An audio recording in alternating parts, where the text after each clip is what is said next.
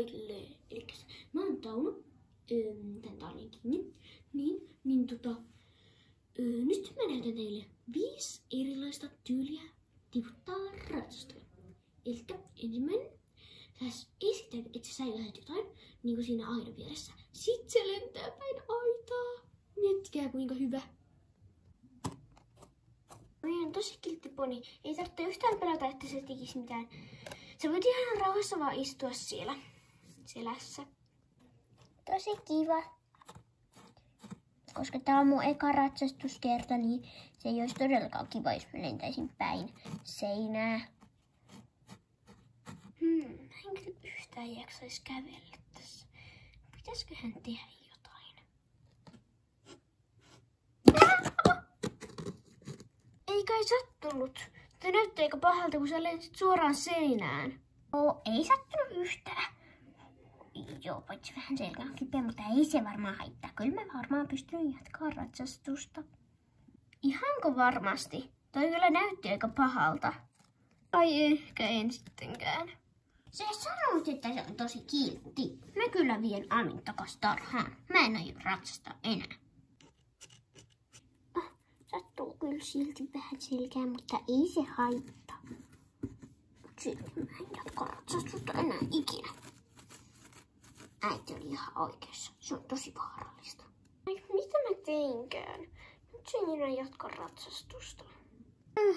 Toi oli niin hyvä. Mut seuraava on semmonen, että sä niinku syöt silleen, että sä niinku yhtäkkiä vaan laitat sun pään alas. Sulla on niinku pää ihan eka ylhäällä. Sit se vaan yhtäkkiä pam! Ja sitten se tippuu sieltä alas. Se on aika hyvä taktiikka. Sitten mä teen aika usein, mutta kyllä mä enemmän käytän sitä, että tiputan sen seinään päin. Et sit se ei enää koskaan pääse mua ratsastamaan. Aika ihanaa mennä taistelemaan syksyihin maastoon. Näenkö mä tossa?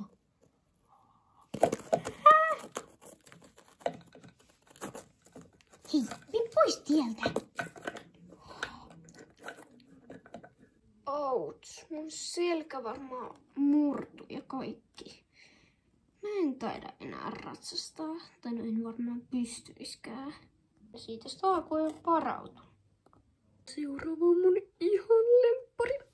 Elikkäs teet niinku, sit kun sillä on niinku jalat siivillä, niin teet ihan niin mahdollisimman pomputtavan ravin tai laukan tai käynnin, että sit se tippuu sieltä. Eli teet aika nopeasti. Hei, Laku, pois tieltä. Okei. Niin sit se tippuu sieltä. Ja sit voi, ei muuta kuin vaan nauramaan. Sitten mennään raviin ihan rauhassa. Au! Ate, miksi sä tiputit mut? Mä tiedän, sulla on ehkä pikkasen pomputtava ravi, mut ei sulla kyllä noin pomputtava ravi koskaan oo. Ups, tais mennä vähän liikaa. Ja sitten on vielä 4, eli siis ei vika, mutta toi 2 vika. Niin semmonen, että sitten kun sä oot menossa esteelle, sitten se niinku, no ihan tämmönen perus. Sä vaan putot sä siihen silleen niinku. Parasta olisi, jos se olisi maastoeste, vesieste, tai sitten maastoeste, vesieste.